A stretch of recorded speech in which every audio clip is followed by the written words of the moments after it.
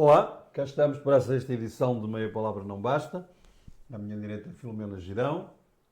No outro topo da mesa, o Rui Moreira Claro. E hoje temos connosco João Paulo Barbosa de Melo, economista, foi presidente da Câmara Municipal de Coimbra entre 2010 e 2013 e mais recentemente foi deputado à Assembleia da República pelo PSD. Bem-vindo, João Paulo. João Paulo está, digamos assim, a substituir o José Miguel Ferreira, cujos afazeres profissionais o impediram de estar connosco. Seja bem-vindo, João Paulo. É um gosto estar aí. Obrigado. Eu tenho só de fazer duas brevíssimas notas, desculpem lá, que já é habitual, telegráficas, digamos, assinalar os 100 anos do nascimento de Mário Soares e assinalar que ontem fui a um espetáculo que eu gostei muito, que é, mas desculpem aqui é a vaidade provinciana. Portanto, era um espetáculo evocativo de António Arnaud e dos 45 anos do Instituto de Saúde. Para quem não se recorda, António Arnaud foi Ministro dos Assuntos Sociais, no fim dos anos 70 do século passado.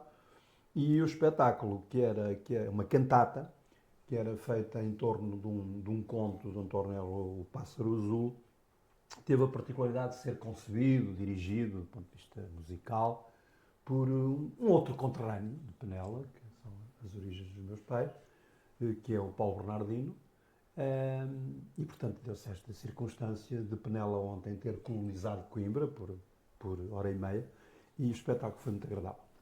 Posto isto, 9 de dezembro é o Dia Internacional contra a Corrupção. Se a memória não me atraiçoa, foi instituída há 21 anos pela Organização das Nações Unidas. Nós já aqui falámos, enfim, de alguma forma de corrupção em anteriores edições. Isto não estava na nossa agenda. Nossa agenda contempla o Orçamento do Estado para o próximo ano, a pobreza e a questão da ação social escolar, agora trazida à ordem do dia pela senhora Presidente da Câmara Municipal de Alpiarce. Mas dizia eu que há aqui duas notas breves sobre o Dia Internacional contra a Corrupção. A senhora Ministra da Justiça, em declarações à Rádio Renascença, anunciou que os bens provenientes de corrupção passarão a ser confiscados a partir do próximo ano e prometeu a revisão da orgânica do Mecanismo Nacional Anticorrupção, que é um organismo que já tinha sucedido outro anteriormente existente, e apesar de ter sido criado há 3 anos, o chamado MENAC, tem estado quase inativo. Representantes dos juízes e dos magistrados do Ministério Público afirmam ser necessário operacionalizar o combate à corrupção, ao jeito de quem diz que de boas intenções está o inferno cheio. E a senhora Ministra também anunciou a criação de uma entidade capaz de substituir a antiga IGAL ou IGAT. IGAL ou IGAT existiu até 2011 e era uma Inspeção-Geral da Administração do Território, das autarquias locais, e em 2011, nos primórdios da Troika, ela, não sei se posso dizer que foi fundida ou se desapareceu, e as suas funções foram atribuídas à Inspeção-Geral de Finanças. O que se tem dito, de forma quase unânime, é que a vocação e a falta de meios da Inspeção-Geral de Finanças tem deixado, digamos, a fiscalização do poder local um pouco enfraquecida, e segundo a Ministra, o que não quer dizer que haja, digo eu, mais corrupção, a questão da corrupção e a questão da percepção, direi eu que não haverá mais percepção de corrupção nas autarquias, no poder local, o que digo eu, não será necessariamente sinónimo de que haja lá mais do que noutros lados. Quero crer que não há lá mais do que noutros lados onde se exerce o poder político.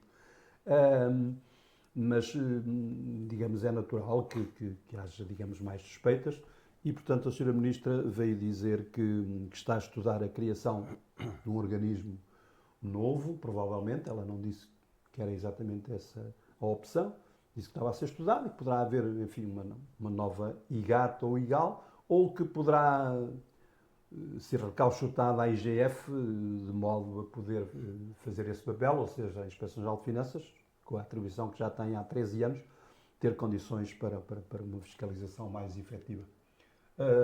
João Paulo foi Presidente de Câmara. Eu pergunto se esta medida te parece pertinente.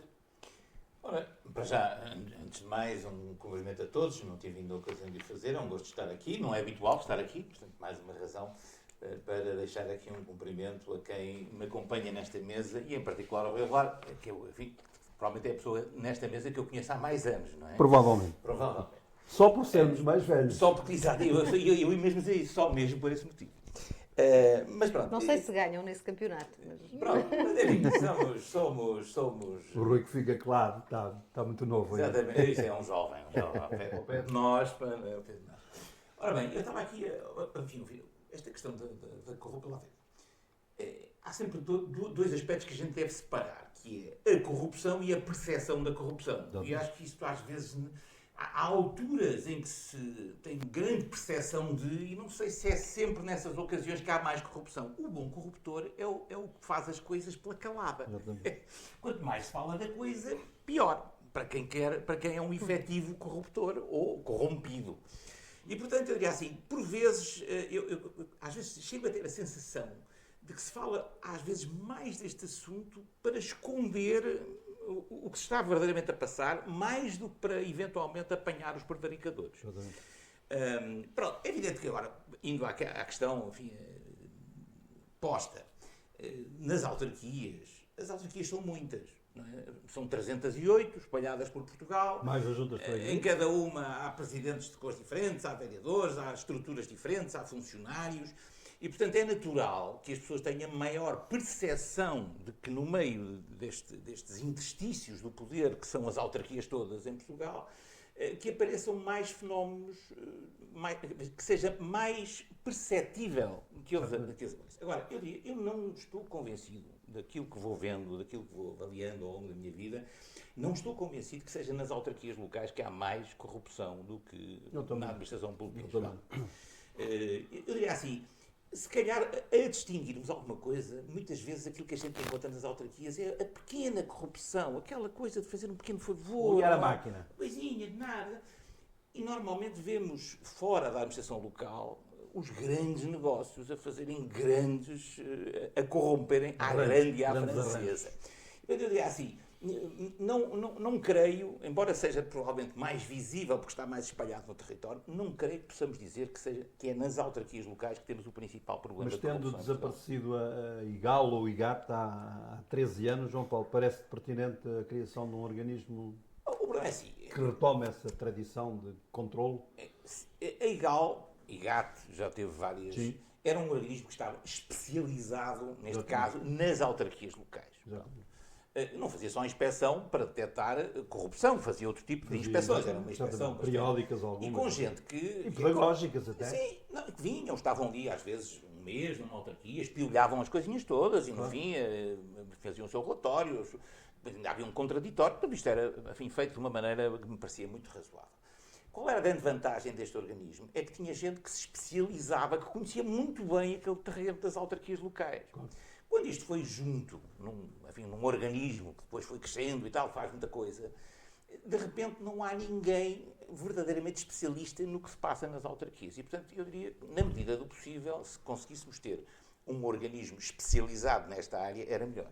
Portanto, eu diria que ficámos a perder como país quando perdemos uma inspeção especializada na questão das autarquias. Na altura, creio que a justificação, enfim, foi a questão de, enfim, introduzir organismos. Isto foi no dialbar da Troika, no verão de 2011. Rui. Muito boa noite a todos. Bem-vindo, João Paulo.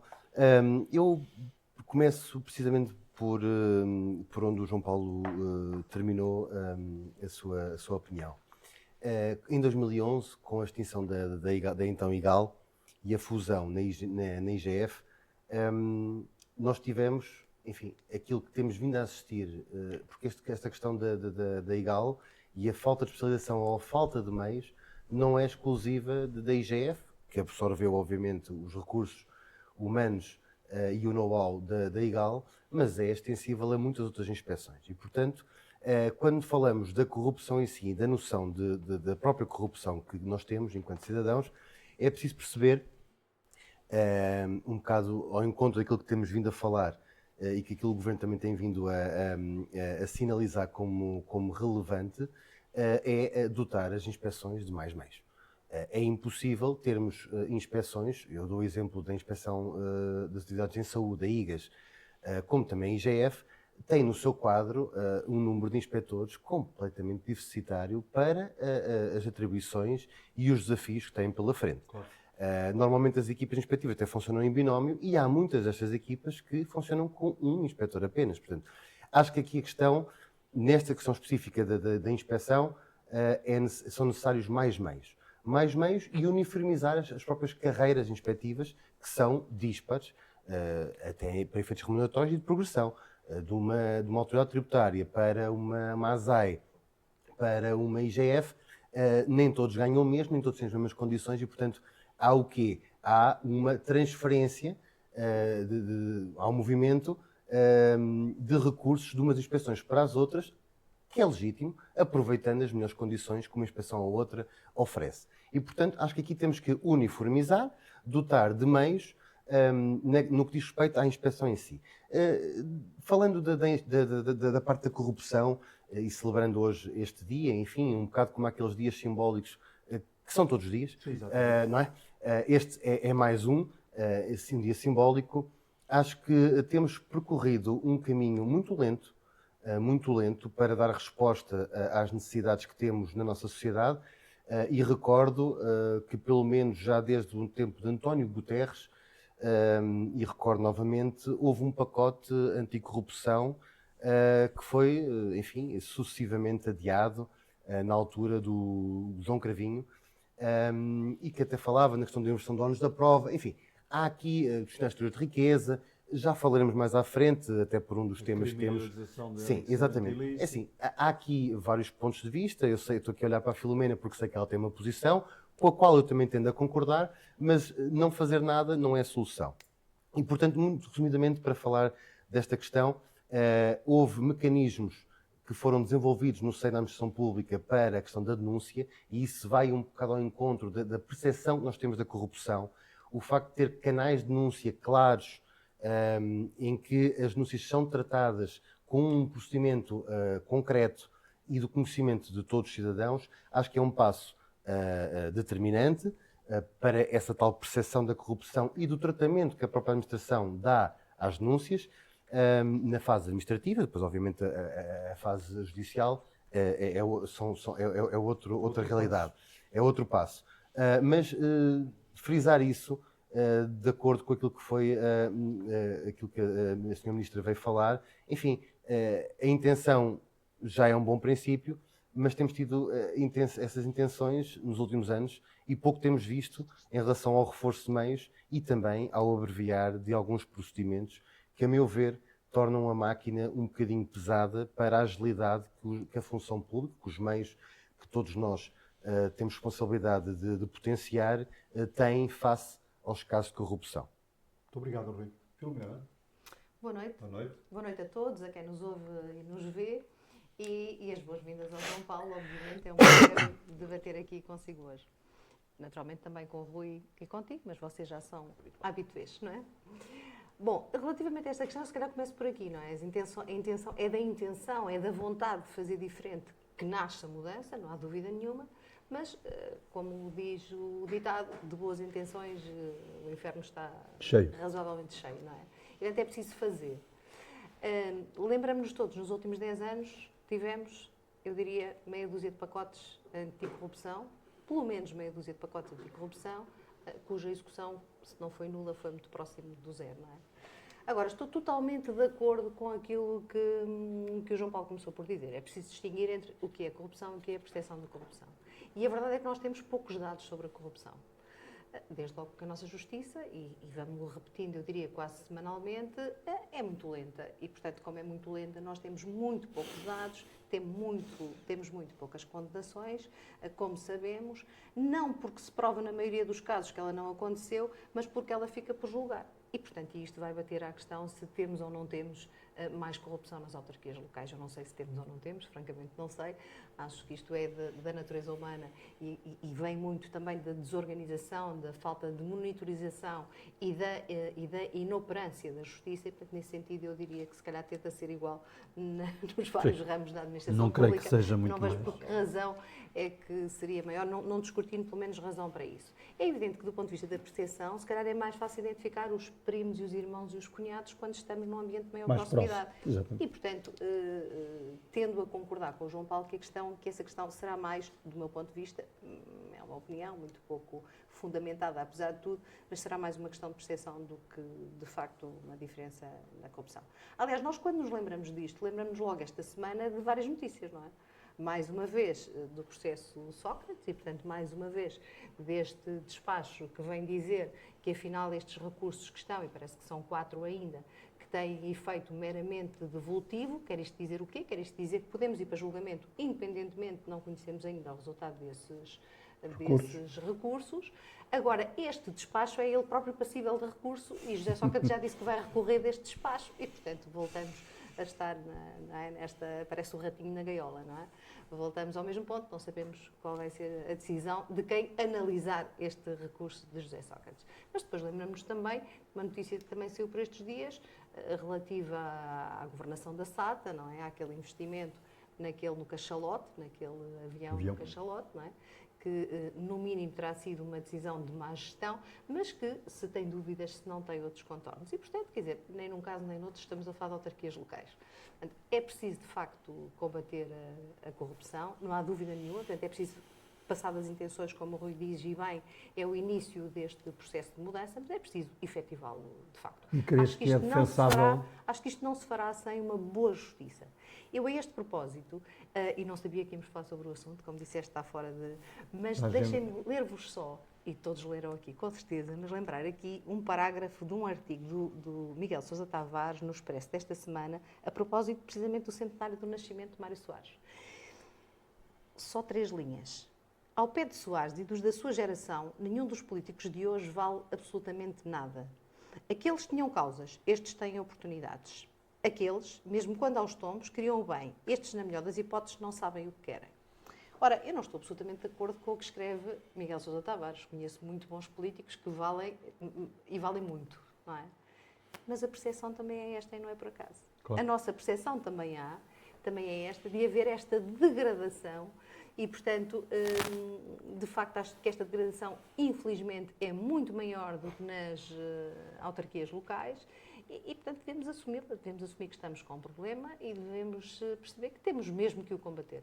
Esta questão concreta, Filomena, da ressurreição de uma IGAT ou de uma IGAL vocacionada para a fiscalização do poder local, parece-te pertinente? Sim, eu tendo, na verdade tenho muito menos experiência do que os meus colegas de painel neste campo, mas tendo a concordar com o argumento de que pessoas mais especializadas, em princípio, fazem um trabalho melhor, não é? Claro. E, portanto, parece-me que essa especialização e esse conhecimento é sempre proveitoso. Muito bem, muito obrigado. Vamos então entrar agora, nos nossos 3 temas e começamos pelo Orçamento do Estado para 2025, que foi aprovado recentemente. Peço-vos que, enfim, na medida do possível, façam refletir a vossa análise no impacto no distrito. Eu tenho números aqui assim muito em cima do joelho, creio que, por aquilo que averiguei, está prevista uma dotação de cerca de 250 milhões de euros para o distrito, 47 milhões para o município de Coimbra, 21 para o da Figueira da Foz e 20 para o de Cantanhede, isto assim em grandes números. Rui, o que é que podemos esperar? Bem, começar então, de forma sintética talvez, e se calhar também poupando um bocado esta parte do contexto aos demais colegas de painel. Enfim, já todos sabemos que este orçamento se cifra em cerca de 6% a mais do que o orçamento do ano transato. E isto a nível da receita vai muito atrás daquilo que é a receita fiscal, mas principalmente, e aí os dados são francamente mais positivos a nível das contribuições sociais, que aumentam significativamente, e portanto este orçamento é aprovado com a abstenção do Partido Socialista e os votos a favor da coligação que dá suporte ao governo da AD. Não posso deixar, e antes de ir às questões do distrito de Coimbra, como bem falaste, não posso deixar de sinalizar o aumento extraordinário das pensões, que acho que é muito relevante. Enfim, conseguido talvez um bocado aqui também à boleia daquilo que foi a descida do IRC em cerca de 1%, em vez dos 2% que a coligação da AD pretendia. e, portanto, estamos a falar de um aumento que pode oscilar ainda entre os 314 milhões e os 400 milhões de euros, dependendo se o Governo, em meados do próximo ano, atribui ou não um bónus pontual aos pensionistas. E relembro, como é ano de eleições autárquicas, enfim, poderá haver, obviamente, essa tentação. Independentemente dessa tentação política, acho que aqui a questão... Embora no ano seguinte É uma talvez questão- haja legislativas, não é? Sim, mas a questão aqui... Mas, a meu ver, aqui a questão Mais é uma razão. efetivamente social para as pensões mais baixas, que devem acompanhar o esforço que todos, enquanto sociedade, estamos a fazer para o aumento do salário mínimo e das prestações, enfim, para as quais as pessoas não descontaram, efetivamente, e, portanto, acho que todos temos essa responsabilidade, não descurando, e aqui também, já com os meus colegas de painel fomos falando, daquilo que me preocupa muito quando falamos do aumento do salário mínimo, que é legítimo e que é francamente positivo, mas é o estreitar ou o aniquilar do salário médio. E, portanto, da classe média, o salário médio cada vez mais próximo do salário mínimo e este salário médio conseguido à custa da subida do salário mínimo, sem grandes medidas adicionais de valorização das carreiras, que agora começamos a ver, mas enfim, é um bocado, todos querem, e a verdade é que o orçamento não dá para tanto, nem para todos. Falando muito brevemente da atuação dos escalões do IRS, enfim, 4,6% em novos escalões, que vai ao encontro também dos outros aumentos, e portanto era expectável. A questão do IRS jovem, enfim, muito debatido já, e que foi aqui enfim, com o qual eu discordo da forma como ele foi operacionalizado. Acho que vai levar aqui a uma alteração de paradigma nas remunerações de jovens, principalmente ali entre a faixa dos 34, 35, 36, 37 anos, vai levar a alterações, porque obviamente que quem emprega vai ter em consideração a nível do salário a atribuir em relação àquilo que são os descontos efetuados. Mas queria, desde mais, falar aqui de algumas preocupações que este orçamento me dá. O corte do salário dos políticos, 5%, que, como todos se relembram, vem do tempo da Troika, de 2011. Antes. Já vem de antes, mas foi com justificação depois de ser perpetuado no tempo da Troika, e que eu acho que, apesar do momento que passamos, é de inteira justiça. Enfim, se compararmos com outro tipo de cortes que entretanto foram sanados, acho que é de inteira justiça atribuir. Não sou a favor enfim, daquele populismo de que os políticos tendo um corte de 5, 10 ou 15 ou 20%, um político ganha mal, e hoje em dia ganham mal, como muitos outros cidadãos ganham mal. Portanto, não sou a favor daquele argumento de que é através deste corte que se resolvem muitos outros problemas, e portanto acho que é elucidativo um bocado às vezes da imagem que temos de uma circunstância mal resolvida. Há uma questão, e é a última questão que abordarei antes de falar dos investimentos no distrito, que também será muito sintético, que é uma questão que me toca especialmente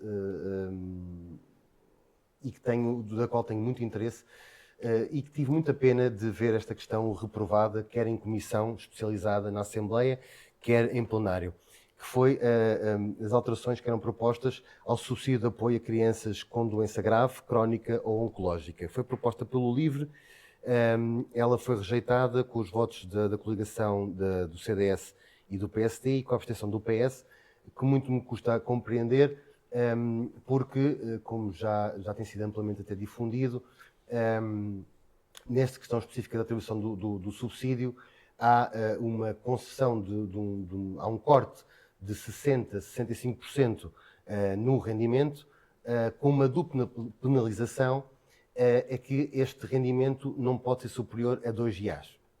E, portanto, há aqui uma penalização muito grave para famílias da classe média que, por algum motivo, se veem com uma destas situações, doença grave, crónica ou oncológica das suas crianças, e que, em bom da verdade, nem sequer teria grande impacto financeiro, tendo em conta o universo que abrange.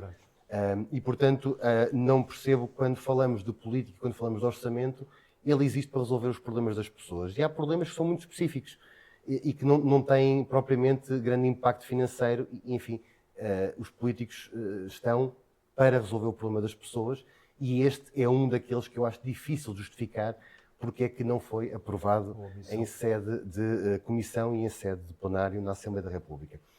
Muito brevemente, e para finalizar, em relação ao distrito, permitam-me destacar, enfim, os outros investimentos já vinham de anos anteriores, já estavam assumidos. Há um investimento, obviamente, aqui que acho que é de salientar, que passou de intenção a algo mais concreto, que diz respeito ao Palácio da Justiça, que já vem, enfim, de há 40, 50 anos atrás, e, portanto, sendo uma reivindicação não só de Coimbra, mas de toda uma região, acho que aí é de salientar a sua relevância e, portanto, percebermos que em breve teremos, enfim, esperemos que não seja como a questão do Metrobus ou do sistema BRT, que entretanto tivemos que optar, mas se calhar teremos a breve trecho o Palácio da Justiça como uma realidade e dou nota também positiva para aquilo que foi propugnado pela o atual Executivo Camarário de, em articulação com a tutela da Justiça, gerir, no fundo, o projeto e tudo aquilo que são as minudências que agora é preciso tratar, das burocracias. Eu sou a favor de uma administração local com mais competências, sobre a máxima, de máxima liberdade, máxima responsabilidade, e aí vai um bocado em encontro daquilo que falávamos da própria inspeção. Mas creio que traz aqui, cria sinergias e poderá acelerar, se assim o trabalho desenvolvido for nesse sentido, poderá acelerar o projeto do Palácio da Justiça e que em breve seja uma realidade. Todos os demais, enfim, não pretendo destacar aqui mais nenhum em especial, muitos deles já vinham do passado e, portanto, dar boa nota, obviamente, do seu desenvolvimento e de alguma realocação e de verbas, porque, enfim, há verbas que passam de anos para os outros, são investimentos plurianuais e, portanto, não nos traz grande notícia, a não ser também o investimento aqui na área da investigação e desenvolvimento científico, que há, obviamente, também alguma verba para esse campo, a meu ver, ainda insuficiente para a realidade que o país precisa de abraçar para potenciar mais desenvolvimento nos próximos anos. Muito obrigado, Rui. Filomena? Bom, eu o orçamento, acho que também já disse isto aqui, preocupa-me mais a execução dos orçamentos do que os orçamentos propriamente ditos, francamente. Nos últimos anos, o problema é sempre o problema das cativações e o que fica por fazer. Portanto, eu espero que o Palácio da Justiça, obra que também me... Esperas que não espere mais 50 anos? Espero que não espere mais 50 anos e que não se transforme definitivamente no nosso aeroporto, não é? Indefinidamente adiado e alterado e etc. Portanto, espero que efetivamente a obra se realize. Acho que este orçamento não deixa de ser um orçamento otimista, isto é, esta projeção dos 6% da creche, que de resto, para que tivemos agora o aval da própria União Europeia, não é? Que veio rever em alta a expectativa de crescimento de Portugal e, portanto, isso é bom. Espero que, de facto, se concretize. O Rui destacou algumas das medidas, temos várias outras. O IVA, por exemplo, a redução do IVA na energia, para a eletricidade e para os alimentos infantis. Quer dizer, na verdade, parece-nos também bastante óbvio. Eu diria que fica ainda por fazer algumas outras reduções de IVA, mas aplaudo estas. O mesmo para a redução de IRC.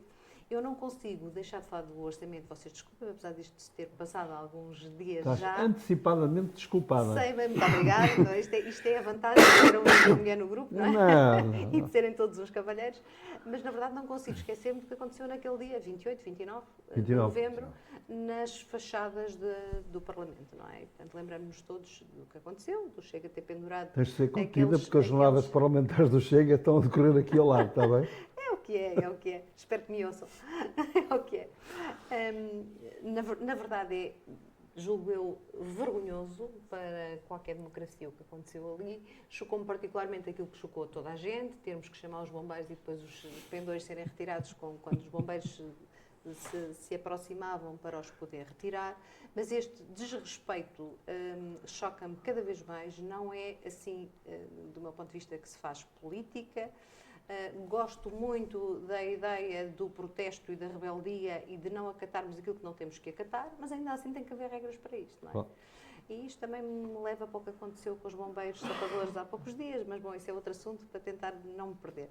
Não consigo, de facto, esquecer este episódio na Assembleia da República, que mais uma vez dividiu e deu a atenção ao Chega que o Chega queria. Portanto, não concordei nada com o excesso de visibilidade que a oposição veio pedir e veio exigir que o Presidente da Assembleia da República tivesse dado. Acho que o Presidente da Assembleia da República esteve bem, do meu ponto de vista. Sei que estou contra a maré, mas é o que acho.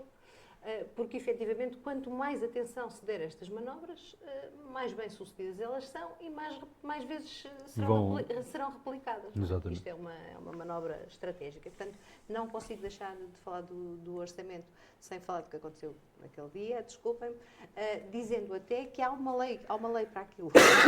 Eu ouvi dizer vários constitucionalistas, etc. Não há uma lei, eu respeito as instituições. Não é assim, há de facto uma lei, eu tê-la-ei aqui para depois poderem verificar.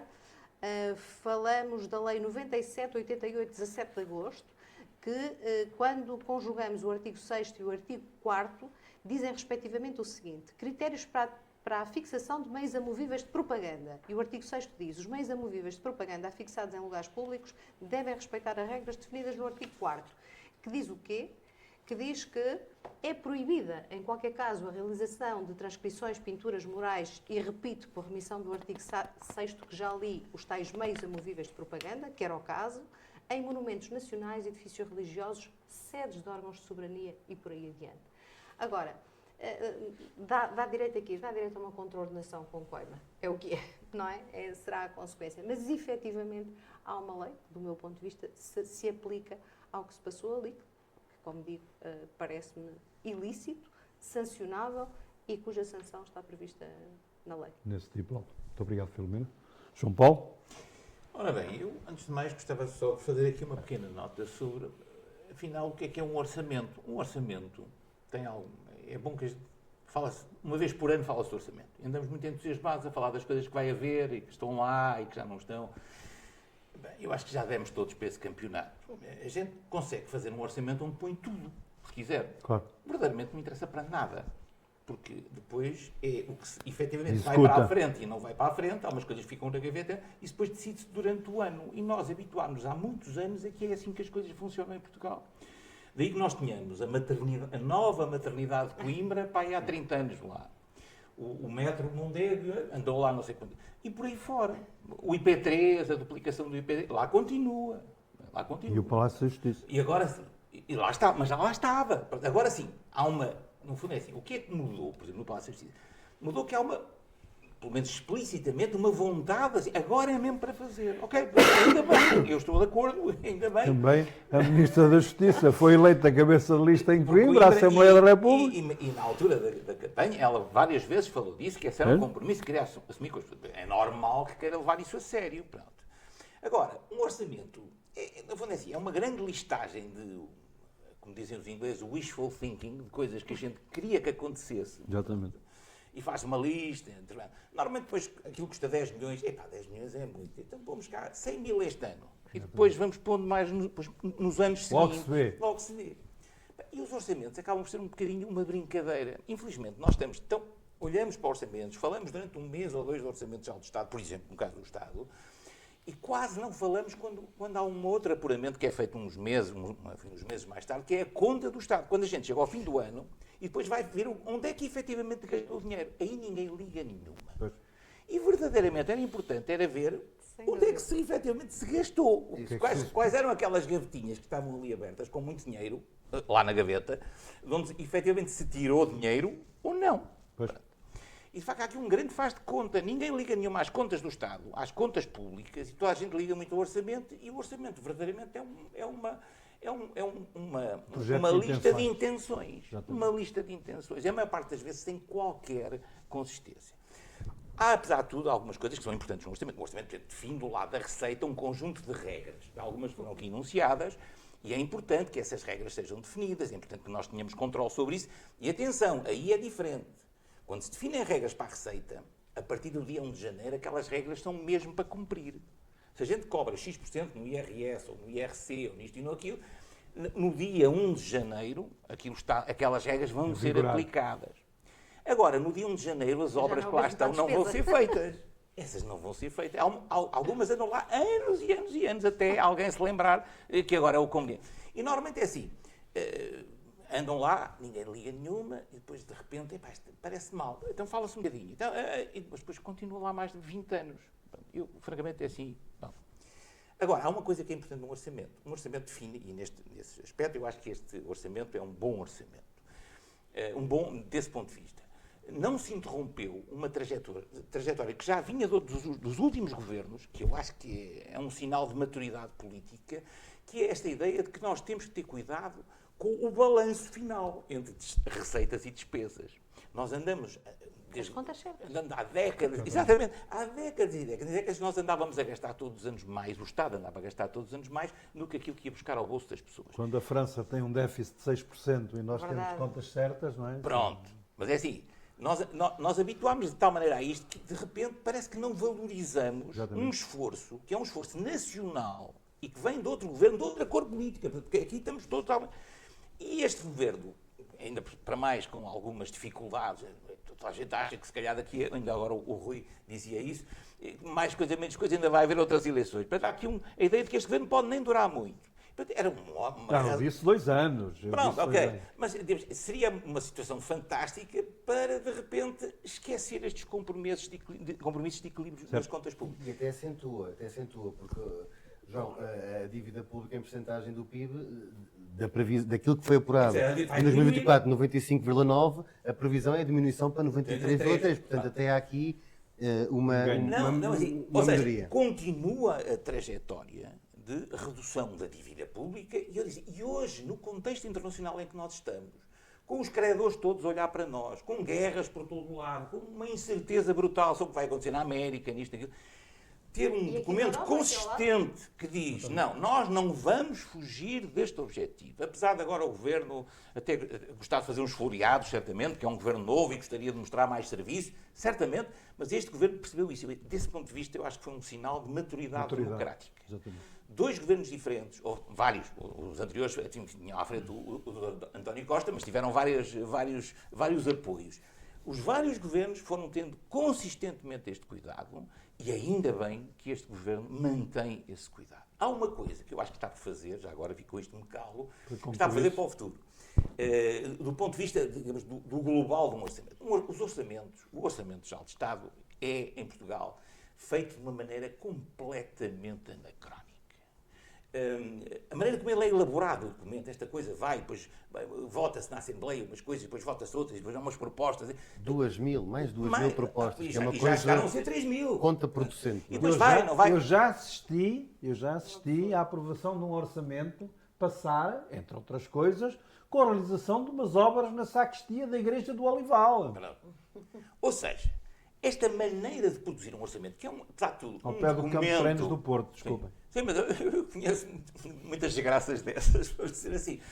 Eu acho que é muito importante mexer no processo de fazer orçamentos em Portugal. Este governo, isto não está escrito, não falámos ainda sobre isto, mas disse uma coisa, disse que isso seria uma prioridade para o próximo ano, porque de facto, até agora, perdi-me.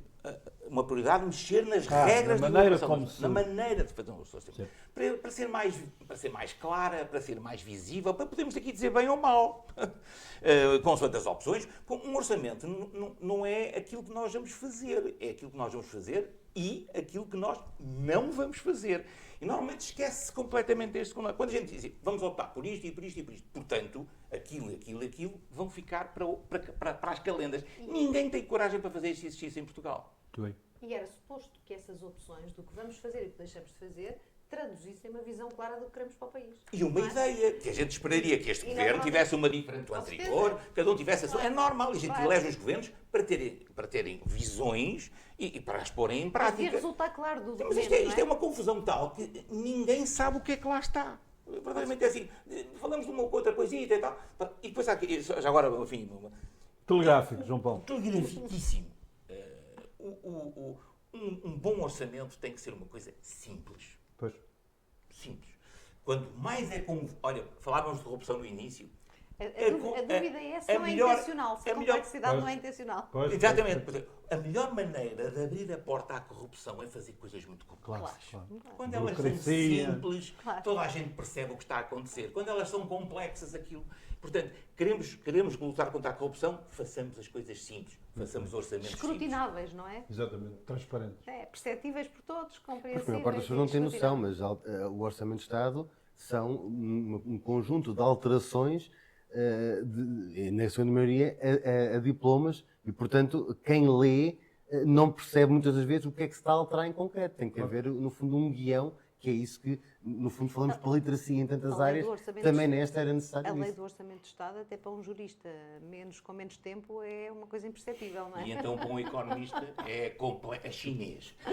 Mas o João Paulo não é um economista qualquer, é um economista muito treinado em leis. Mas é verdade que é uma coisa de facto. Minha amiga e meus amigos, Mas, ó, duas notas. mas, ó. O João Barbosa de Melo falou da maturidade, eu aqui permito-me felicitar o PS por se ter abstido e ter permitido a viabilização, porque eu vaticinei eleições legislativas para daqui a 2 anos e, portanto, daqui a 2 anos, enfim, digo eu que serão aceitáveis, se for isso que nos estiver reservado, mas, enfim, ficarmos sem governo ao fim de uns meses, acho que seria uma coisa, ainda por cima, numa conjuntura como é, estamos a caminho disso. como é a conjuntura internacional, seria desagradável. Uma última nota, que é um lamento meu, e desculpem lá porque eu vou fundamentar bem o meu lamento.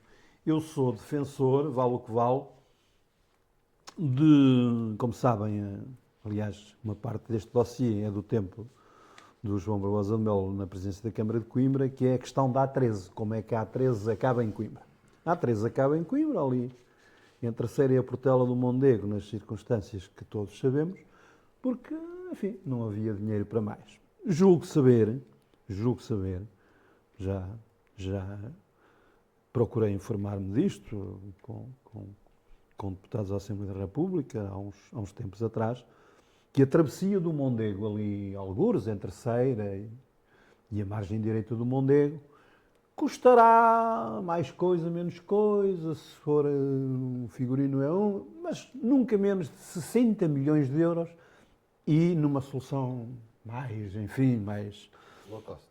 Não, isto é o low cost, a ótima, Dos 60 exatamente, custará 80 ou 90 milhões de euros para a A13 atravessar o Mondego e ir desembocar no IP3, algures, na zona do Botão. Ora bem, há uma alternativa que um conjunto de presidentes de Câmara há uns anos defendeu, que é chamada, à falta de melhor nome, ficou na história como a alternativa a sul, que consiste no seguinte, é mais ou menos onde a A13 hoje conclui, mais ou menos não, onde ela acaba exatamente, no Alto de Ceira, fazê-la ir através dos concelhos de Poiares e Penacova e ela vai, ou iria, esta estrada, iria desembocar no IP3 acima daquela ponte sobre Mondego em Penacova, da chamada livraria, como vocês sabem, portanto, no que hoje no IP3 se chama o Nó de Miro.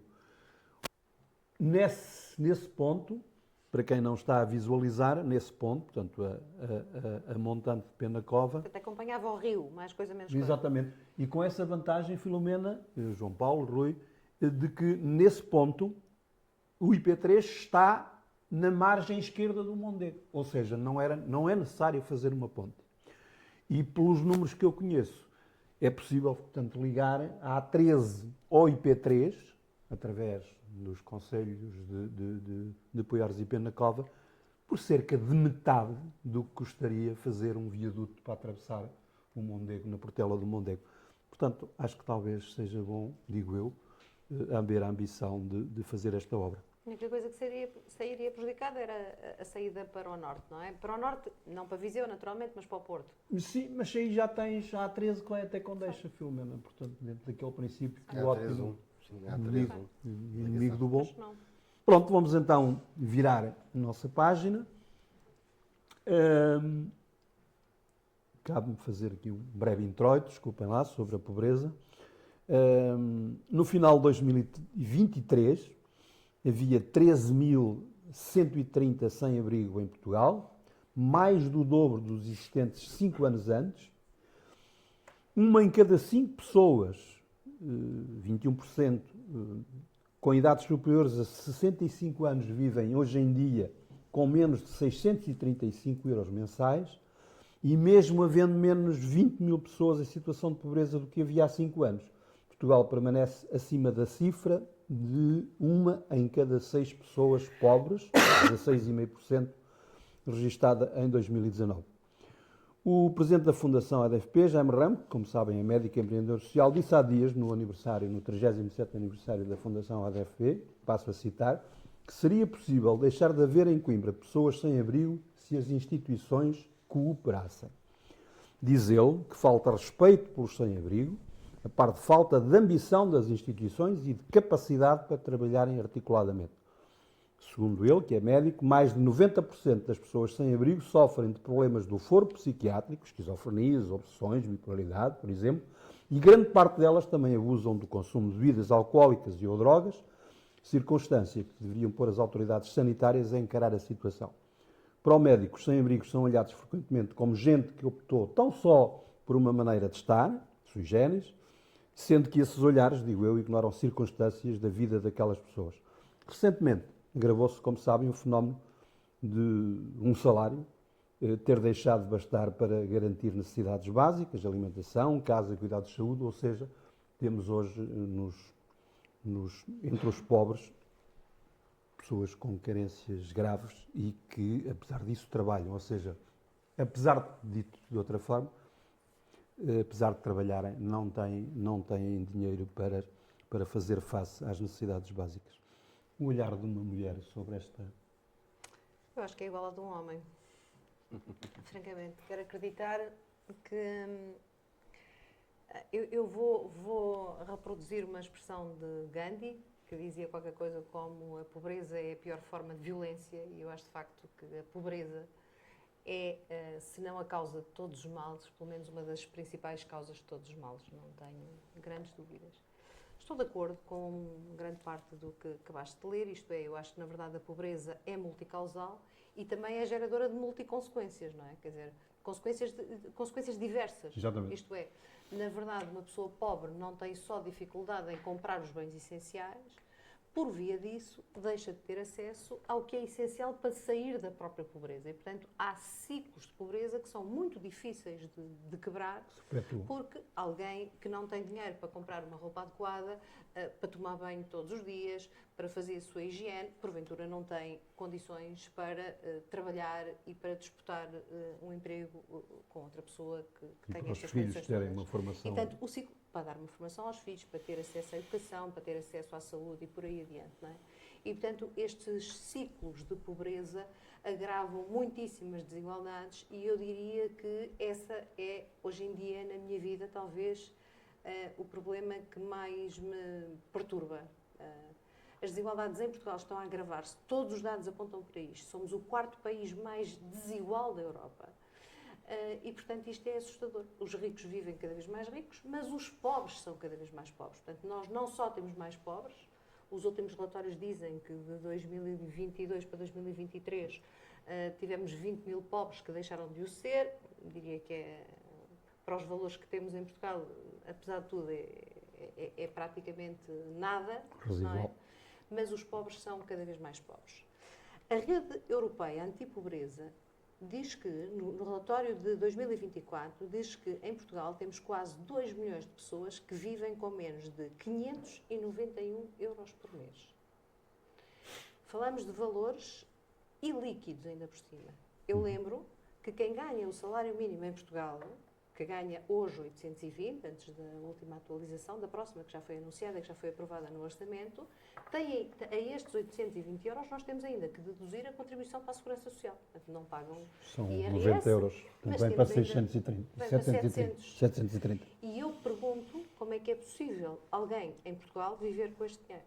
Porque essas pessoas pagam as mesmas rendas que nós, os 4, pagamos, pagam a energia com taxas muito semelhantes às nossas, em alguns casos com alguns benefícios, como sabemos, mas muito pequenos, e pagam os bens alimentares ao mesmo preço que nós pagamos. Portanto, é chocante, porque não consigo imaginar, não consigo de todo, imaginar a angústia de uma família, só de uma família típica, não é? Um casal com 2 filhos e com 2 rendimentos destes.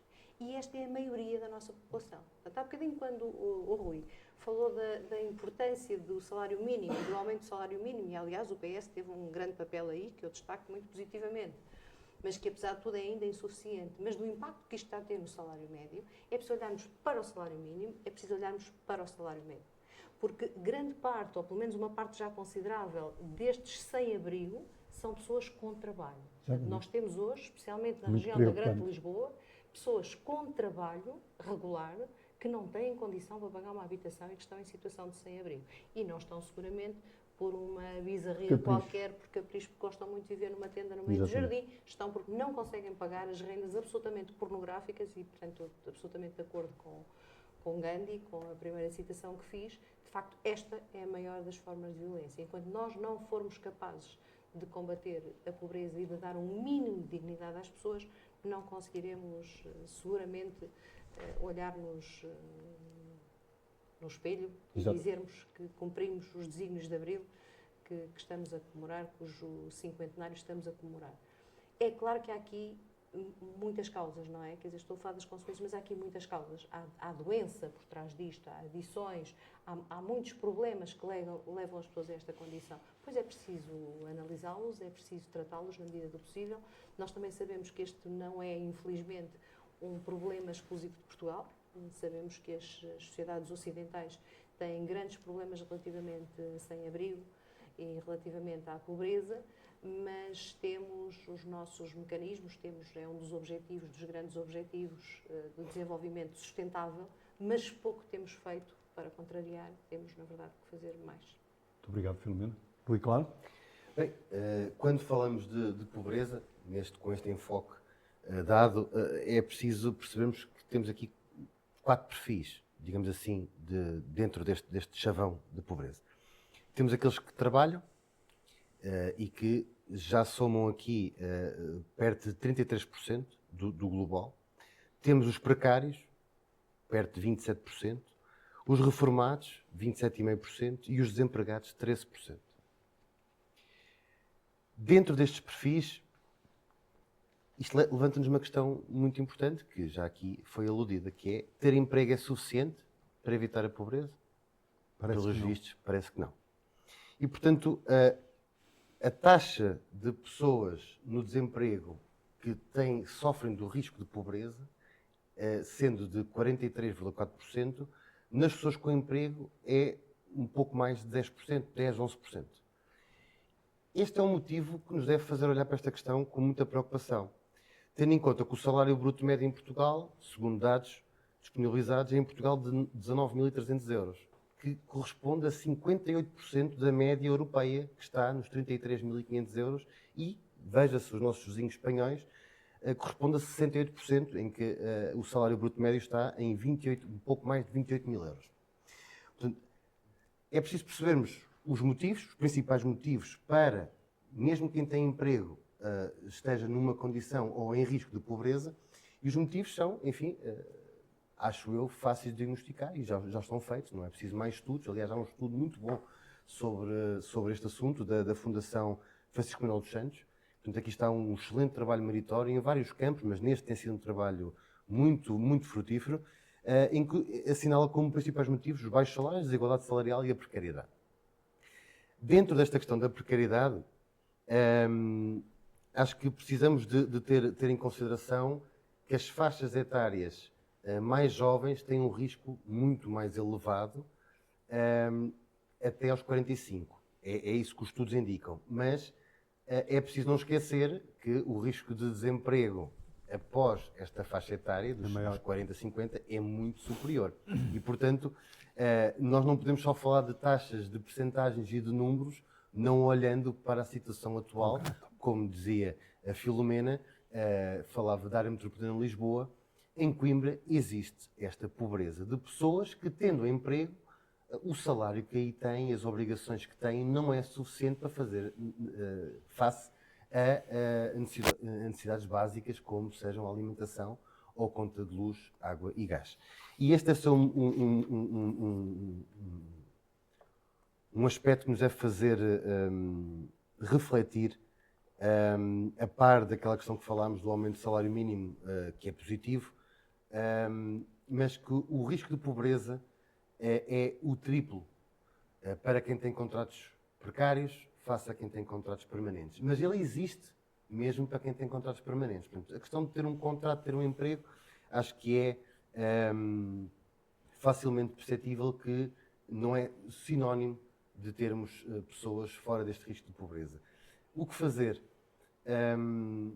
Acho que a nível associativo e das IPSS, e isto estamos a falar dos paliativos, não estamos a falar de medidas estruturais de combate a esta mesma pobreza, ela faz por via de fomento de uma habitação a custos controlados e rendas acessíveis, como tem sido propugnado, faz também com o aumento do salário, mas também se faz com outras medidas que ajudem a mitigar o aumento brutal que elementos enfim, essenciais têm sido dotados. Falo da área da alimentação ou dos transportes, que enfim consomem uma grande parte da fatia do orçamento familiar e, portanto, o que tem sido feito não é manifestamente suficiente para mitigar este risco que é não só latente, mas como é efetivo. Obrigado, Rui. Claro. João Paulo? Eu, brevemente, este é um assunto, eu acho que é um assunto que está no âmago das nossas sociedades contemporâneas. É mais do que a questão da pobreza, a questão da desigualdade. É aquilo que a mim, digamos, que eu acho que é aqui que estão a acontecer transformações. A política portuguesa está-se a transformar por causa deste sentimento de desigualdade que está a crescer. E aqueles que se sentem para trás, que se sentem a ser esquecidos... Revolta ao sistema? Claro. É inevitável. Enfim, admito que um ou outro fica cabrunhado, encostado ao... Mas são estas desigualdades que são o combustível de todas as revoluções. E nós andamos a meter achas na fogueira há muito tempo. E, portanto, não nos admiremos se isto um dia der um estouro. E aqueles que, como eu, sabem que, enfim, que as revoluções acontecem, mas gostariam de as tornar, não é que elas não acontecessem, de as tornar evitáveis. Muitas das revoluções são evitáveis se antes percebermos o que está a acontecer e se antes, com cuidado, soubermos mexer no que está a acontecer.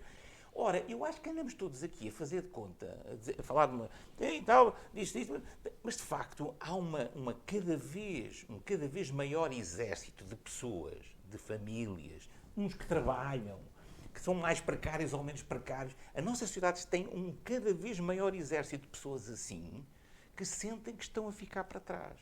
E se nós não olhamos para isto a sério, um dia levamos com isto em cima. Eu acho que andamos, francamente, a brincar. Porque, assim, do ponto de vista estatístico, claro, de 0 a 100, há uns que são mais pobres, outros que são mais ricos, há de haver sempre alguns que estão no canto dos mais pobres. Agora, este lado dos que são mais pobres nas sociedades é gigantesco em Portugal.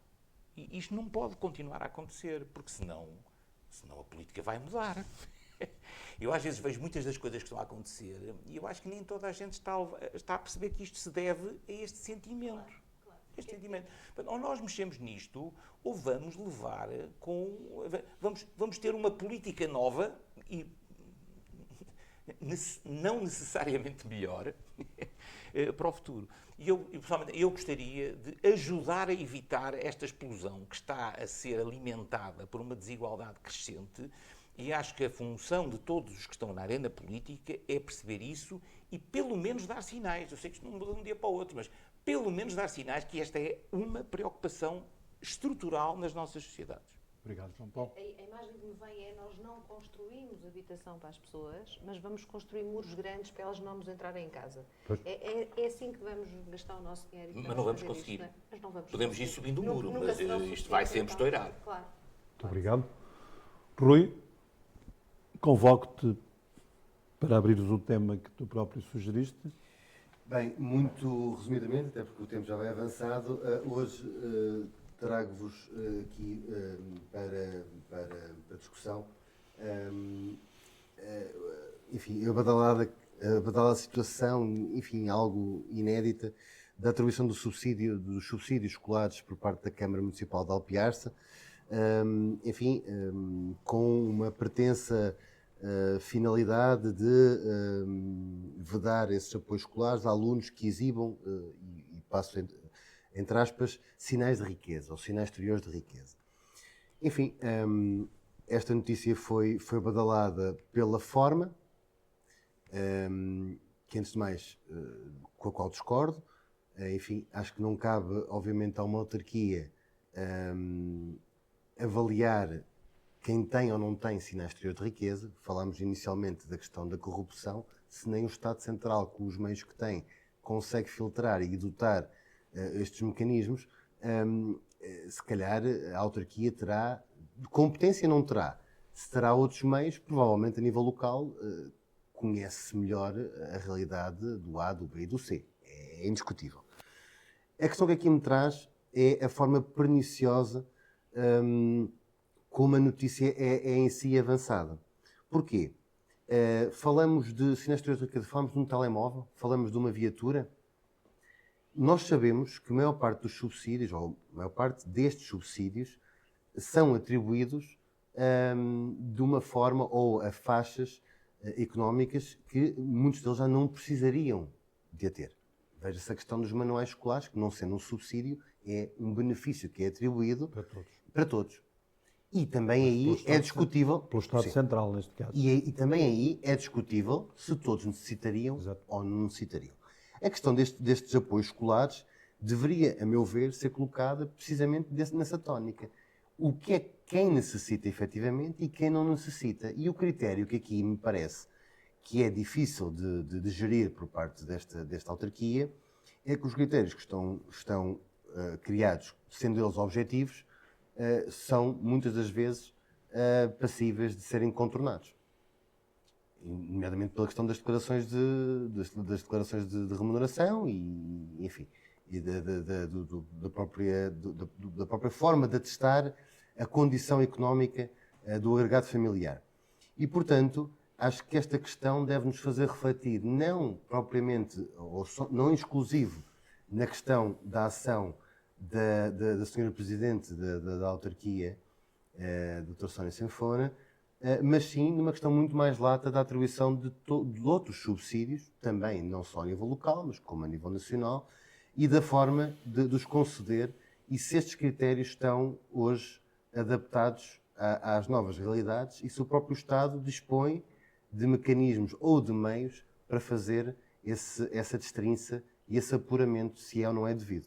Acho que esta questão que trago funcionaria mais como, já tínhamos falado também a questão da pobreza, como um alerta à navegação. É algo que me preocupa especialmente porque, enfim, é também, obviamente, dinheiro de todos nós, dinheiro de todos os contribuintes, que pode ou não estar a ser distribuído indevidamente, ou pelo menos naqueles casos a quem não precisa, em detrimento de outros que necessitariam e que, como falámos do Orçamento de Estado, o facto de estar inscrito e ter uma pequena dotação, enfim, é um sinal, mas não significa que as coisas avancem. E também aqui, se calhar, era necessário gerar aqui uma discussão de âmbito mais lato para avaliarmos se este será ou não o critério de avaliar sinais exteriores de riqueza para a atribuição dos subsídios.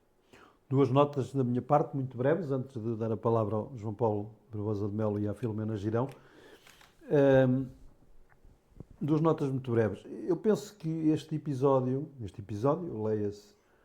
leia-se o ponto de vista da Presidente da Câmara de Alpiarça, PS, tal como o do Presidente da Câmara de Louros, que aqui debatemos há algumas semanas.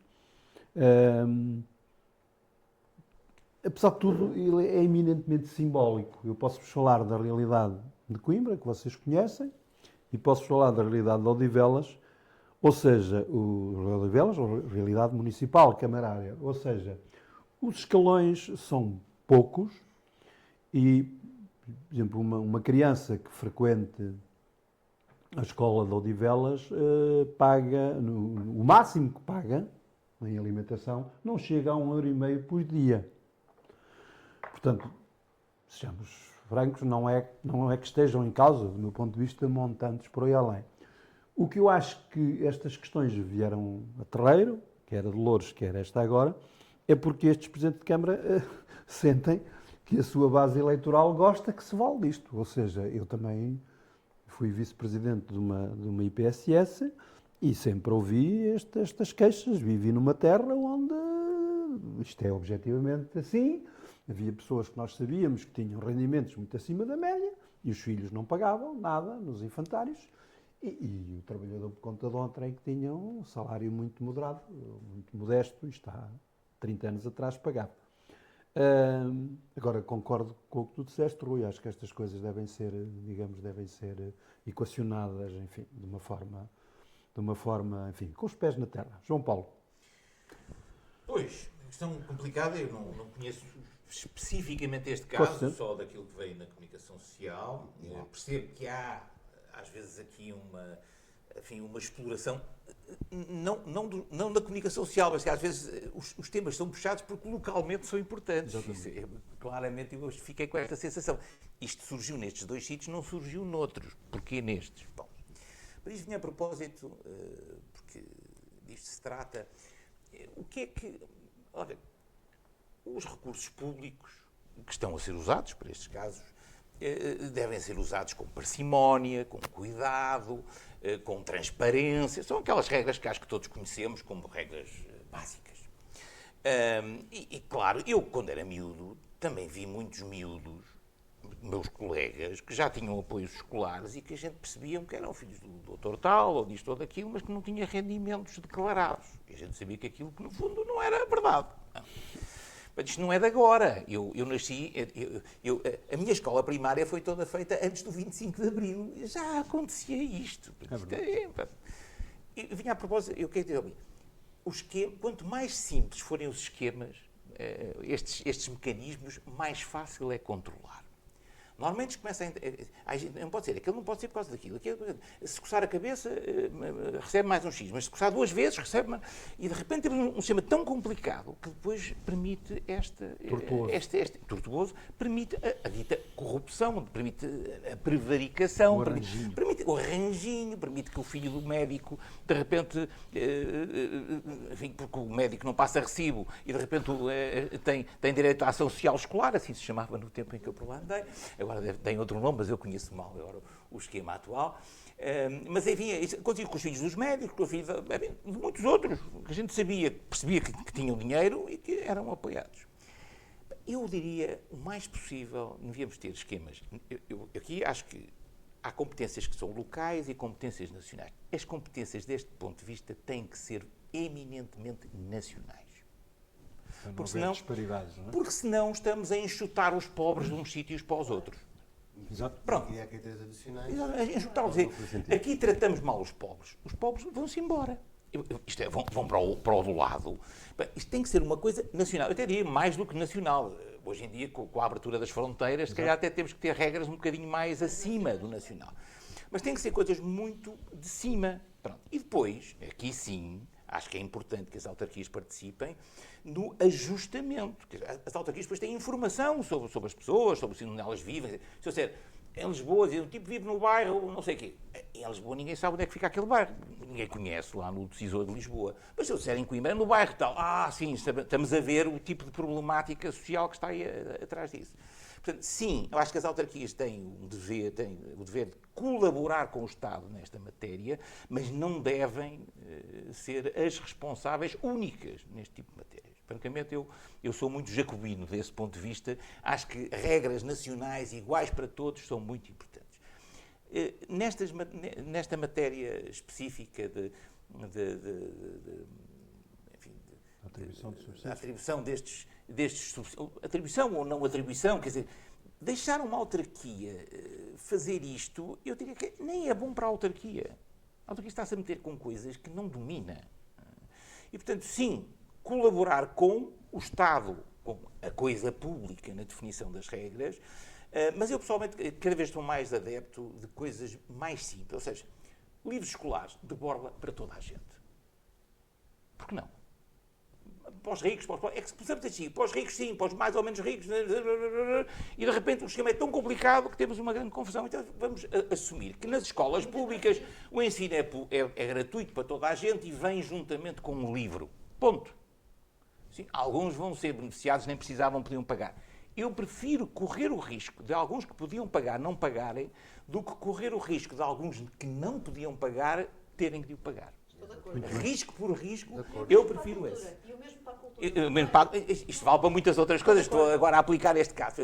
Eu acho que, no limite, risco por risco, vamos olhar para estes riscos que para mim são principais. Portanto, definamos. A escola a escola pública, neste caso, é de borla para toda a gente, vem com o livro, vem com o caderno, vem com o lápis, mas é em todo lado. Não é na autarquia vem com lápis, na autarquia do outro lado vem com uma caneta, na outra vem com uma esferográfica. Não! Tem que ser regras iguais, porque senão não estamos a tratar os portugueses todos da mesma maneira. E deste ponto de vista, o filho de um lisboeta tem que ser igual a um filho de um conibricense ou um filho de um homem de Penela. Ou de um homem de Penela. Obrigado, Tenho aqui ao lado. Filomena, para concluir. Não, estou basicamente de acordo. Isto oferece-me 2 comentários. O primeiro é, se nós não soubéssemos quem tinha proferido estas declarações, aliás, o mesmo relativamente às declarações do sem dó nem piedade do Presidente da Câmara de Louros, julgo que estaríamos todos de acordo em dizer que tinha sido um partido populista, demagogo, alguns diriam até extremista e outras coisas mais, mas populista, se calhar arriscávamos todos, não é? Portanto, são... do meu ponto de vista, manifestações populistas, portanto, pouco estruturadas, pouco fundamentadas, são parangonas, pouco próprias de partidos com uma tradição democrática. E pouco próprias porquê? Porque, de facto, eu penso que o que visam é isso. É o apoio emocional, portanto, as pessoas todas, quando João Paulo disse, porventura não foi por acaso que isto aconteceu em Alpiarça e em Louros. Estou de acordo, não é? E, portanto, quis-se chegar a algum lado com estas declarações e, porventura, chegou-se. E, portanto, isto para dizer que, do meu ponto de vista, o populismo é um problema, não está tão organizado, fechado num quartinho quanto nós gostaríamos que estivesse, não é? Tem outras fontes. Anda por aí, está disperso e está a crescer. A segunda questão é, porventura será necessário mudar a lei? Admito que sim. Também não a conheço suficientemente para me pronunciar sobre isso, mas admito que sim, que seja preciso fazer correções. Concordo com este princípio básico de ser igual para todos e depois as autarquias sim têm um conhecimento maior, terem a possibilidade de fazer alguns ajustamentos. Agora, num Estado de Direito há uma coisa que se chama primado da lei.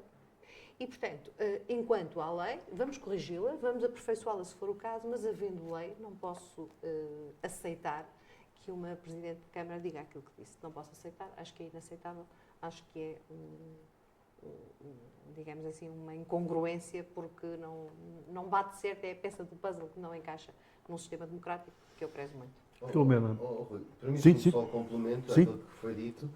É óbvio que não é por acaso que aparece nestes 2 locais estas 2 situações. Claro. A verdade, neste caso em concreto de Alpiarça, é que o próprio Partido Socialista veio-se demarcar da forma adotada, dizendo que o que é nacional e a lei define, e portanto há aqui uma clara noção do grau de responsabilidade e do fórum próprio para discutir, enfim, quais os meios e quais os critérios devem estar subjacentes à atribuição destes apoios. Mas a minha pergunta é até quando? Até quando que o PS, o PSD, etc., até quando é que os partidos com mais história se demarcarão deste tipo de declarações? O risco é aquilo que nós temos estado aqui a falar. Precisamente Quando os partidos do arco do poder não é? se começam a admitir de resolver os problemas das pessoas, efetivamente é isso que preocupa as pessoas. Rui, É aí que surge o espaço para o populismo eu estou e para os totalmente de acordo com o radicalismos. João Paulo. Quando nós deixamos que a revolta popular seja tão grande que não a Sim. conseguimos conter,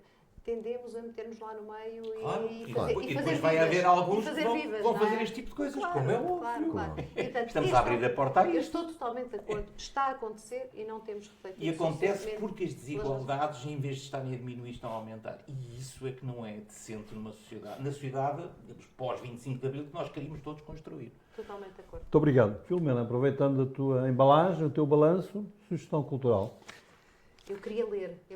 Com certeza. Não, é uma música Ainda por conhecida. cima tens uma voz melodiosa. Não tenho, não canto, não nada disso. Bom, acho que não vou conseguir Nunca é tarde, nunca Acho é que não tarde. vou conseguir encontrar. Não, para você. Para Mas você. enquanto tu procuras, o Rui sugere. Pode ser? Então Pode. talvez. Pode ser que eu encontre Pode. por aí. Então, eu, aproveitando também o início e a comemoração dos 100 anos do nascimento do Mário Soares, a minha sugestão não poderia deixar de passar por um livro recente de uma edição do Colégio Moderno, Mário Soares, os 100 anos, de Alfredo Cunha, Rui Ochoa e Clara Ferreira Alves. Acho que é uma boa sugestão para nos fazer refletir. Alfredo Cunha e Rui Ochoa são repórteres fotográficos, portanto deve Sim, ser Clara Ferreira sobretudo... Sim, mas é da sua autoria Sim, e não, da estou a edição dizer Colégio. que o texto deve ser da Clara Ferreira Alves. Tens de comprar o livro. Com certeza, Ele com é. certeza, Rui. Por isso é que tu vieste aqui Daí a sugerir. sugestão. Filomena já Já encontrou. aqui tenho. Então a É? recomendação é mais uma vez música. E o título é É que- bonito, é que ouçam- Demagogia. Que eu sou música portuguesa, que Feita eu à sou maneira, música, não é? que eu sou música ao vivo, se isso for Por possível, caso. no dia em que foi anunciado o concerto dos Guns N' Roses, não é? Exatamente. E- Não é a minha e banda desta, preferida. E desta vez também não é a minha, mas apesar de tudo que venham, mesmo aquelas de que eu não gosto. E portanto eu recomendo uma música da Lena D'Água, dos anos 80, de 82. Conhecemos nós os mais velhos, espero que o Rui conheça O Rui vai também. ouvir agora, vai para casa e vai Demagogia. ouvir. Tinha nascido há pouco tempo. E é bonito. Demagogia feita à maneira é como queijo numa ratoeira. E é. E o resto da E é. letra promete também. Portanto, recomendo que leiam e que ouçam a música de preferência bem cantada, já agora. Muito obrigado. Até para a semana. Até para a semana.